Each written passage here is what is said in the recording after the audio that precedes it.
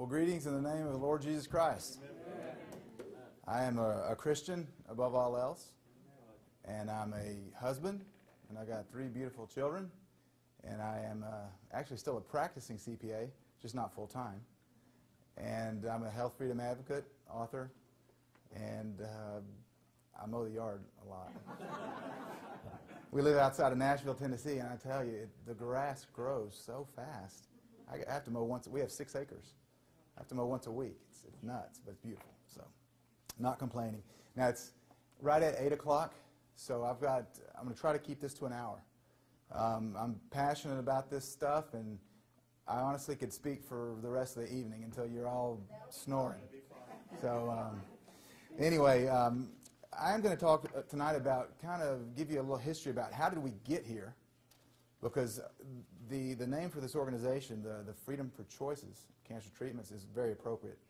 Because if we think that we have freedom of choices today, we're sadly mistaken. We're losing them quickly. So what I want to do is kind of give us a little history lesson to start with on how do we get here, how do we come so far from where we started. And I'm going to also give you some information on cancer treatments that work, alternative cancer treatments that work, give you some information on nutrition, maybe speak a little bit about Codex. I'm not sure. I don't know where we're going to go tonight. But let me get going so I don't waste any more time. And I really appreciate the elderly man that talked first, that gave his testimony. Yes, thank you very much. Especially when you're talking about the MSG. That's pure poison. MSG is an excitotoxin. I don't know if you're familiar with MSG. I mean, you know it's in Chinese food, basically. But it's in everything. You read the label, and it's in everything. And what it is, MSG is an excitotoxin that literally stimulates your brain cells to death. It kills your brain. Okay? Same with aspartame, NutraSweet. Those are the 2 biggest excitotoxins that are out there. Kills your brain. Eats holes in rats' brains. Okay? That's MSG and aspartame. Very toxic. So I appreciate you mentioning that, and God bless you. You're doing great. Glad that you're off all the drugs. Excellent. So let me start here, and I also want to thank Curtis. He's filming this. He was, still is a close friend of mine. We used to live here in Pittsburgh and went to church with Curtis, and he came up here to film this tonight, and I appreciate you coming. Scott Campbell came over. I used to work with Scott at Urish Popek, BDO Seidman, CPA firm in downtown Pittsburgh years ago. So thanks for showing up, guys. Really appreciate that. And I want to start with a quote by Edmund Burke, and this is one of my favorite quotes. Edmund Burke said, "All that it takes for evil tyrants to win is for good men to do nothing." Okay? I'm not going to do nothing. Okay? A lot of people, they do nothing. They're what I refer to as sheeple. They just are brainwashed by the television. They believe everything they hear. They don't go against the grain, and they just sit around and do nothing. I'm not going to do nothing, and I know you in here are part of the folks that are going to do something. And that's what it takes for us to regain our health freedom, is to do something. And so I want to start off with that quote, and I want to start off kind of with the history of why I wrote the book. Sylvia mentioned that I did lose my father and mother both to cancer. Dad died in '96. Mom died several years later. So I lost both of my parents. Also lost a cousin, both granddads, a grandmom, and an uncle to cancer. So my family has been touched by cancer. I know everyone. Raise your hand if you have a family member or a friend with cancer. Okay? Almost everyone in the room. Okay? 100 years ago, cancer was virtually unknown. And now it's 1 in 3. So there's a huge cancer epidemic. If we're winning the war on cancer that Nixon declared in 1971, how are 1 in 3 people being diagnosed with cancer? I don't understand that. How can we be winning that war? I don't get it. I'm going to use terms tonight that might be referred to as inflammatory, because I think we live under a medical mafia. I think that we live under a system of control that is fighting alternative cancer treatments they do not want to cure. They do not want to cure for cancer because it's a gravy train. They want to perpetuate disease. They want to manage sickness, right? That's why it's called a HMO, a health management organization. They don't want to prevent anything. They don't want to cure anything. They want to manage you from cradle to grave and milk your money the whole way through. Did you know that 50% of bankruptcies in the U.S. are from medical bills? 50%. Okay? I'm going to do some contrasting between conventional and alternative treatments tonight. And so, but as Sylvia mentioned, Daniel Hauser, who's familiar with the story? It's going on. I was just watching the news before I came over here. They're on a manhunt now. The judge, this rogue judge in Minnesota, has issued a felony arrest warrant for this mother who will not submit her 13-year-old boy to chemo poison.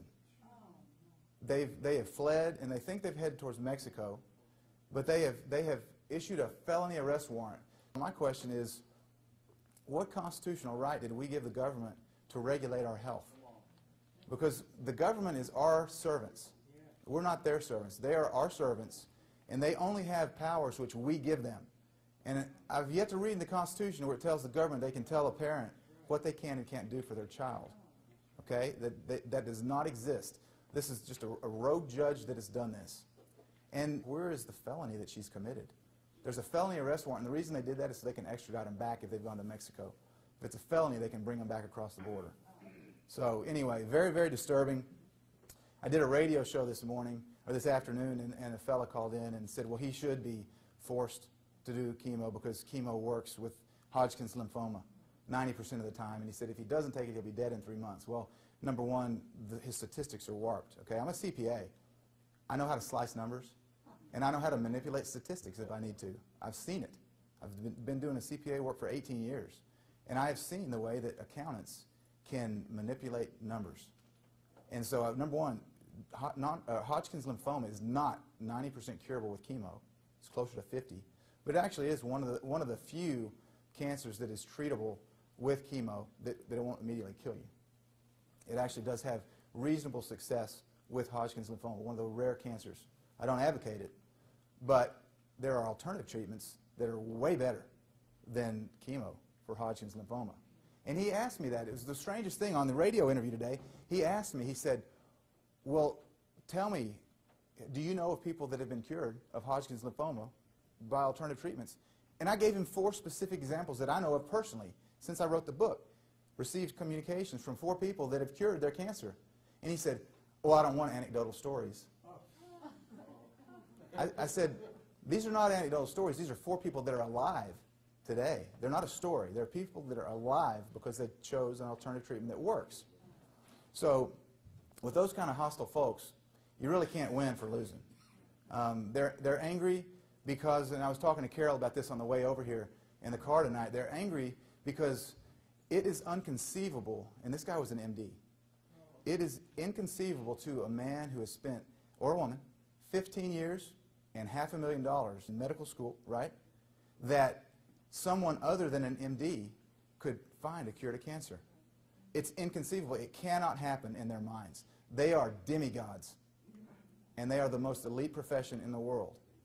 And they think, yes, in their mind. Thank you for correcting me. In their mind, they are.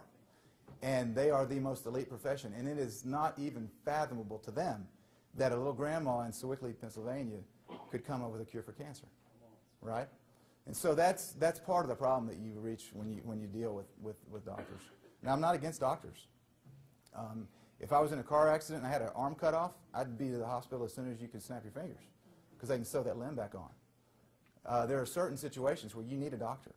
The trauma, blood, you're bleeding profusely, you got a brain aneurysm. I mean, there's a lot of situations where we need doctors. And medical system, the medical profession today is very advanced in some areas. Cancer's not one of them. Okay, cancer, they're back in the dark ages.